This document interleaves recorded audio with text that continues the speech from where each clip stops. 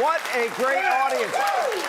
Happy Friday, everybody. It's right. We made it. Thank you for being here. We love having you. We are back with our live studio audience. By the way, coming up tonight, right here in studio, Congressman Jim Jordan of Ohio will be here. Also, we have our, right? He's doing a great job. Along with our great American panel. Later, more explosive whistleblower testimony about how our DOJ has been weaponized. Also, AOC is having a little bit of trouble. She might be in legal trouble. We'll explain straight ahead, and I may even shock you and defend her. Hold on. You don't know what I'm going to do yet. Stay tuned. All right, but first, Joe Biden, well, he is continuing to keep us all in suspense and waiting. Take a look.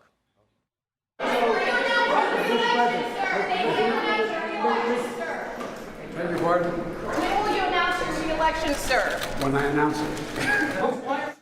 I don't think he knows it's Friday. Now, the 80-year-old sitting president just won't say whether he plans to run for a second term, although his wife Jill said it for him. That does not exactly inspire any confidence in me. But if he ultimately does decide to run, it looks like it'll be back to the basement bunker for Joey, who is reportedly now enlisting prominent Democrats to travel and speak on his behalf because he's likely not capable. Look at this number. Already 68% of you, the American people, think that Joe is way too old to run for re-election. And in a poll released only last month, that's it, only 16% said that they were better off financially under Joe Biden. Now, remember, with or without Biden, the 2024 election is well underway. Let's take a look.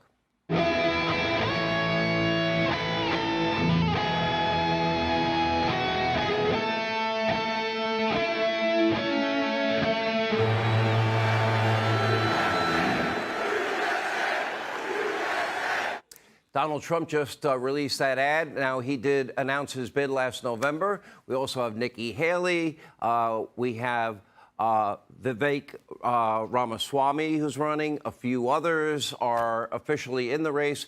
Look for Senator Tim Scott, former VP Mike Pence, former Secretary of State Mike Pompeo, possibly Virginia Governor Glenn Youngkin, Larry Hogan, Florida Governor Ron DeSantis, Chris Christie, New Hampshire Governor Sununu, all possible contenders. And we will know by this time next year who's likely to get the nomination. Anyway, both DeSantis and Trump are poised to visit Iowa this month. That is the site of the first Republican caucus. In multiple polls now, the duo are leading 1 and 2 the Republican field, with Trump as the latest Fox News poll in first place.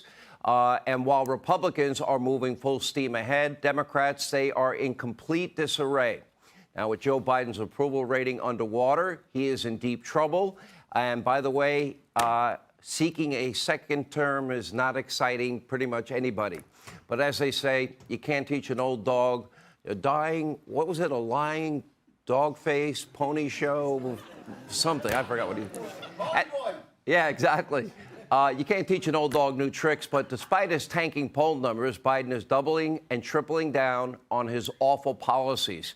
New today, an accidentally leaked internal memo from the administration showing that Biden is prioritizing, once again, climate considerations over, quote, greater energy security. Wow, that compromises our national security. Remember, oil, gas, coal is the lifeblood of our economy, period, end of sentence. And also new today, he announced another aid package to Ukraine, this time another $400 million of your dollars. Now, Biden refuses to allow Ukraine to have sophisticated warplanes that has been offered by other European countries. That would put them in parity with Vladimir Putin and could possibly, hopefully, end the war quickly. Instead, he's funding what is now becoming a deadly quagmire, all at your expense, even saying this war may go on 3 more years from today. Now, clearly, we have not learned from Iraq or Afghanistan, and Joe Biden is clearly not fighting or allowing the Ukrainians to fight and win. He's not allowing Ukraine to fight and win, and Europe is now paying next to nothing compared to the American taxpayers. Now, if you're not going to fight a war to win the war, stop wasting the American taxpayers' dollars. Now, right? If you're going to fight, fight to win. Donald Trump beat the caliphate because he fought to win and he bombed the living hell out of them. And he did win the war. But it worked.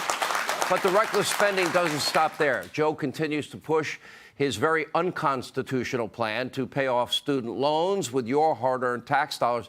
Don't you love this idea? You empower your government to take other people's money to pay for a loan that you signed your name on, that you said you would pay back. Why should someone else have to pay back your loan? Anyway, it's so bad that even the Washington Post, they were forced to question the plan's legality. And meanwhile, his own party is now turning against him. House Democrats feel betrayed by his apparent flip-flop on the D.C. crime bill, which would significantly reduce penalties for violent criminals. AOC publicly criticized Biden over his change of heart to her millions of Twitter followers. And privately, it's even worse because, according to one House Democrat, quote, hundreds of his colleagues are panicking over the prospect of a weak, frail, cognitive mess who will be 82 years old if he runs again. But even as the crisis pile up, well, Joe is once again off to Delaware for the weekend. Of course he is. For much-needed R&R, but we don't know and won't know who he's going to be meeting. We never know that question, an answer to that question. Anyway, and that brings us to the Biden blunders of the week. You're going to love it. Take a look.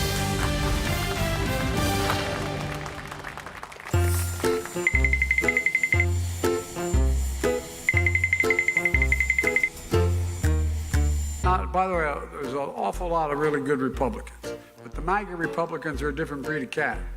No, they're not bad or good. They're very different. And by the way, you know, I may be a white boy, but I'm not stupid. But I'm not joking. If they have to pay out $159 billion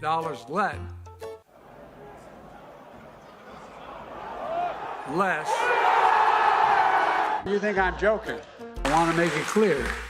I'm going to raise some taxes. I'm going to raise some taxes. When will you announce your re-election, sir? When I announce it. You think I'm joking, I'm not. And I had a nurse named Pearl Nelson, military. She'd come in and do things that I don't think you learn in medical school, nursing school. She'd whisper in my ear. I couldn't understand her, but she'd whisper, she'd lean down. She'd actually breathe on me to make... Look, folks. Anyway, I don't want to get started. That's your president. Now, when Biden wasn't mumbling, bumbling, stumbling around this week, he was laughing about children dying from fentanyl. Take a look at this shocking and, frankly, disgusting video. Take a look. A little bit of more Marjorie Taylor Greene and a few more, you're going to have a lot of Republicans running our way. Ours, the reason she was very specific. I shouldn't digress, probably. But I've read. She was very specific recently, saying that a poor mother who lost 2 kids to fentanyl, that I killed her sons.